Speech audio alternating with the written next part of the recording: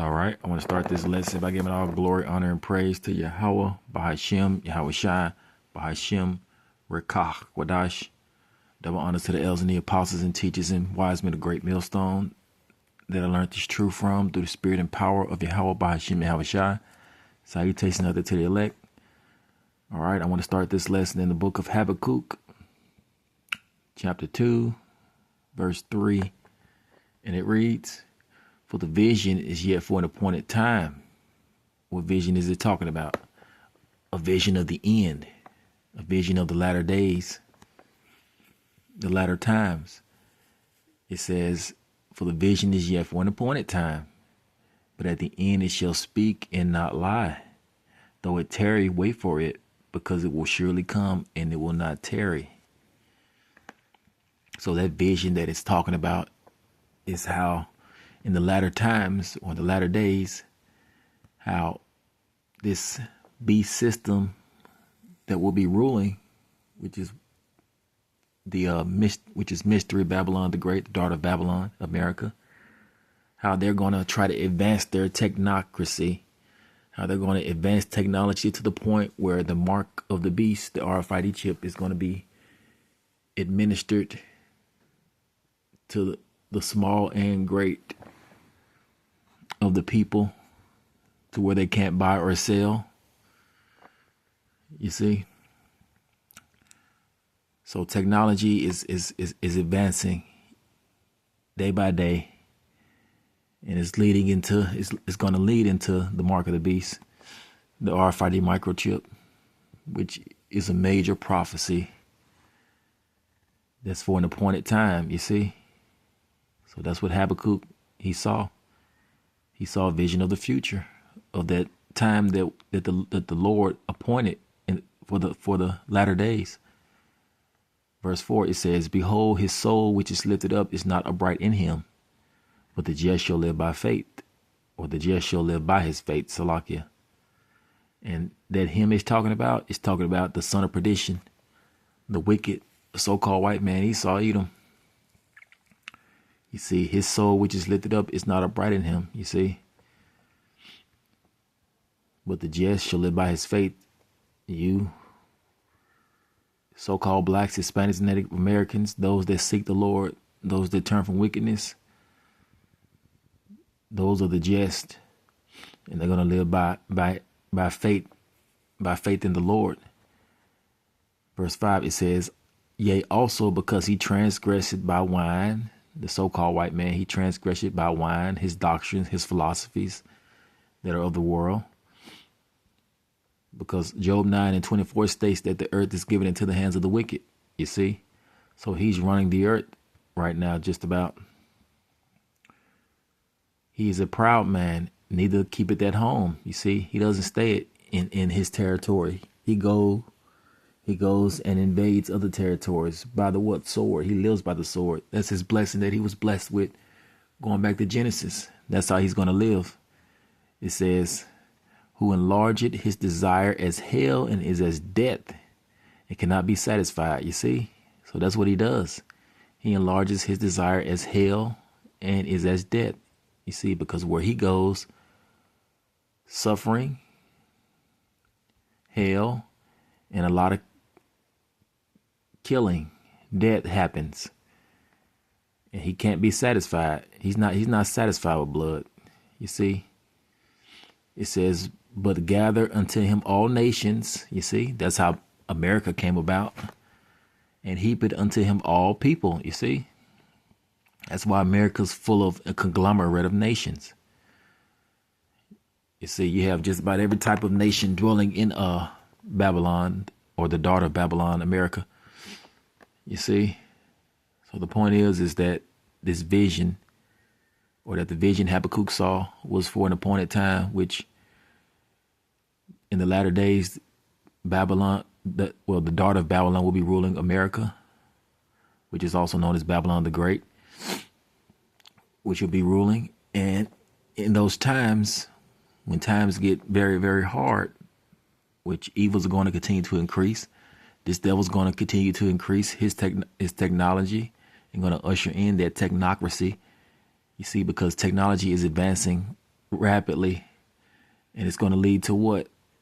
The mark of the beast in this beast system, in this empire, you see, which is prophecy.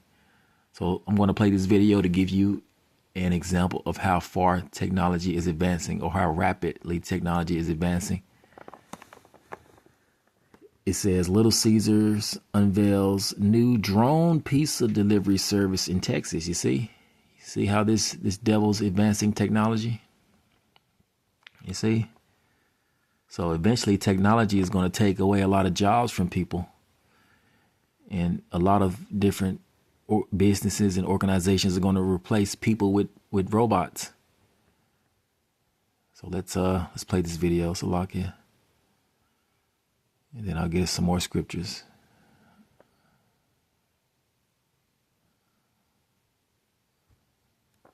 Salakia, bear with me. Call it a pie-in-the-sky idea. In this Texas suburb, pizzas from Little Caesars whiz by 200 feet high in a new way to deliver, touted as faster and cheaper. To watch the drone come and deliver your pizza order, it's kind of like a little event. We got a behind-the-scenes look at the launch pad. So if you order a pizza from the Little Caesars right around the corner, a Flytrex runner will pick it up for you, load it onto this drone, and then it's up in the air and off to your house in less than 5 minutes. Do you see this as the future that we're all going to be using for pizza delivery soon? I would, yes, I would say so, absolutely. Well, especially when you can get your order delivered in 4.5 minutes. Now you're guaranteed freshness. It's still hot. When you open up that pizza, you still see steam coming out of it. The pies are loaded up here onto this hook before flying to you. Little Caesars says there's no additional cost on ordering via drone. It's on par with normal delivery fees based on distance, and you don't need to tip a robot. What would be the potential downsides of this? Obviously, if it's raining, you can't get the drone delivery, right? As of right now. As of right now. Yes. What other limitations should customers know about? The only other limitations, again, is if you order more than 8.8 pounds, you'll get delivered to you, but it'll take 2 flights. We had to check it out for ourselves. Oh, yeah. There it is. There's our pizza. It is so high in the air, higher than I thought. It traveled about half a mile to us in the air for about 3 minutes. That is super cool. So we ordered our pizza to the park here. No need to find the driver. It drops it right onto the grass from 200 feet in the air, and it still feels hot. And Little Caesars isn't the only company getting into drone delivery. In select markets, you can order groceries from Walmart to be delivered by drone. And Amazon launched Prime Air in 8 U.S. cities. As for Little Caesars, they say this experiment here in Wiley is just a slice of things to come. Still hot, in perfect condition. Ryan Chandler, great story there. We have so many questions. First, how far can these delivery drones go? Well, as they continue to experiment, Tom, they're just sticking above the city of Wiley here outside of Dallas, about 4-mile radius in the air.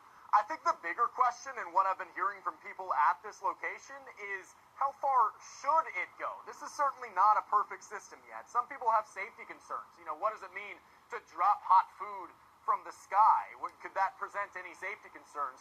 I was talking to one man in here who just learned about the new drone delivery system. He said that's fine, as long as he doesn't hear whizzing over his house at all hours of the night. What kind of convenience or annoyance factor could that present? So there's a whole lot to balance here, but for now, it's an exciting new technology for a lot of people here in Wiley, Texas. I mean, if you get hit with a pizza, you get to keep the pizza, so I don't know how bad it is if it falls from the sky.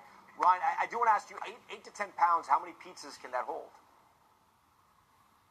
So we got 2 pizzas, 2 sides, and a drink. It'd certainly be enough for a whole family if you're feeding like 4 people, 2 kids. It's plenty for one meal. He said if you go more than that, you're still going to get it delivered. It would just be split up into 2 different drones. I know the margins are very tight in the pizza business, this type of pizza business, because everyone wants to get the pizzas out the fastest and keep cutting costs. Will this help a place like Little Caesars to cut costs? I think when it comes into terms of paying delivery drivers directly, certainly. I think you're going to see cost savings mostly on the consumer side, because here you don't have to tip a delivery driver, and it costs about the same for a drone or for an actual driver. So they're touting this as not only a faster option, but a cheaper one. Of course, then you have some considerations about what happens to the delivery drivers who work here now. Are they going to lose their jobs, and are there potential downsides to that?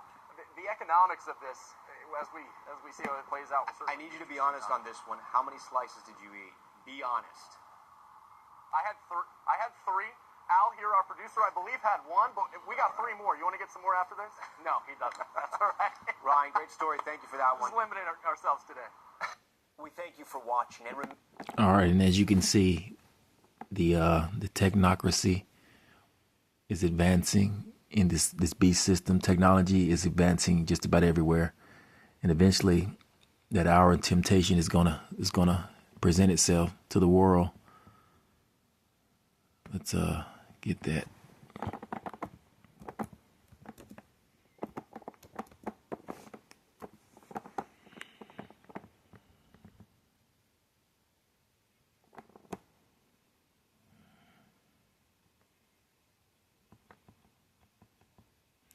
All right, this is Revelations 3 and 10. It says, Salakia, bear with me. Revelations 3 and 10.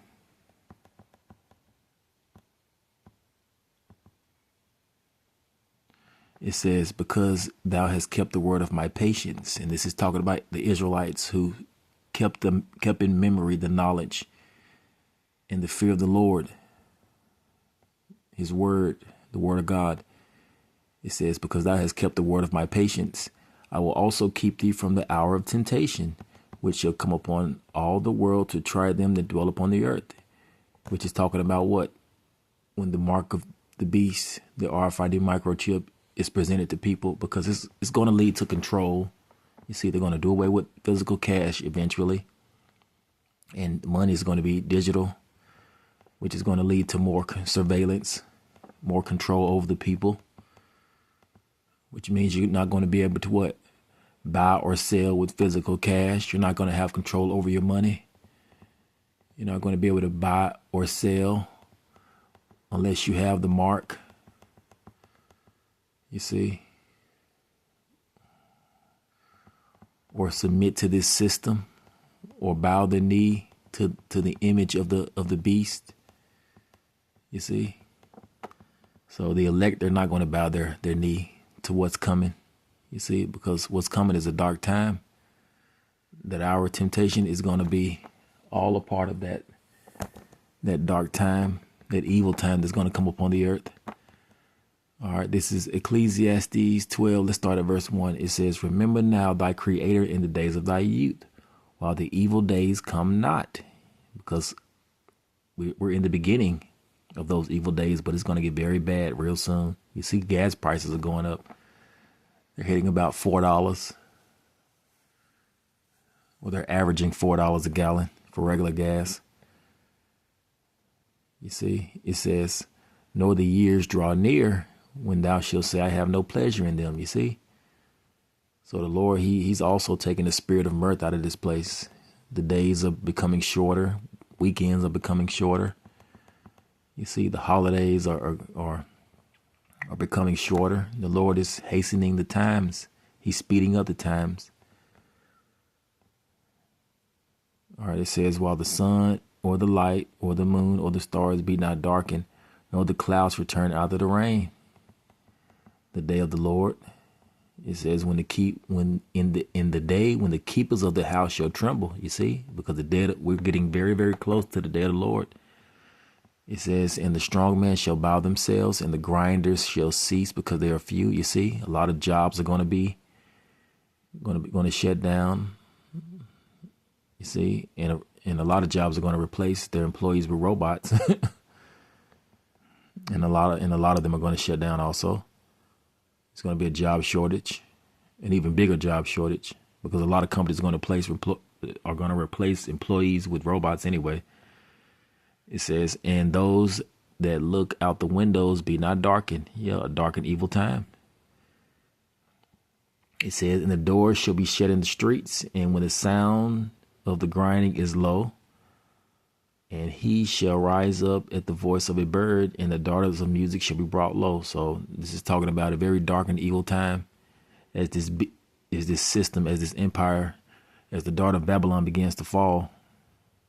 You see, as the beginning of sorrows and great mournings, the beginning of famines and great death began to occur.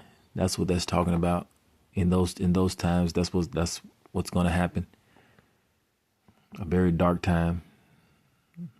A lot of darkness is coming. When I say darkness, I mean a lot of evil. And great miseries are coming to people.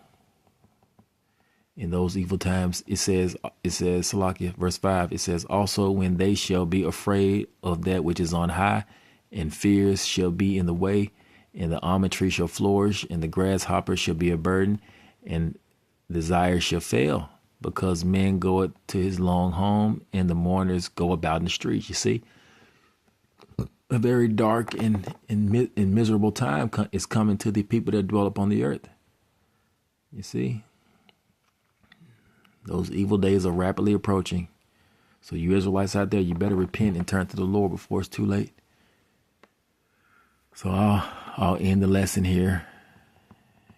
Let's read this verse. Let's read verse 8. It says, vanity of vanity, said the preacher, all is vanity. You see, it says vanity of vanity. Salakia, said the preacher, all is vanity. You see, because in the end, the Lord is going to destroy this empire.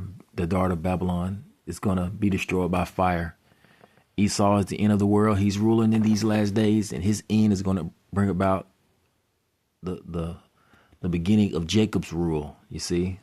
So all is vanity, because fire is going to be the end of this system. So I'll end the lesson here. All praises to Yahweh, Bahashim, Yahweh Shai, Bahashim, Rekach, Kodash, Shalom.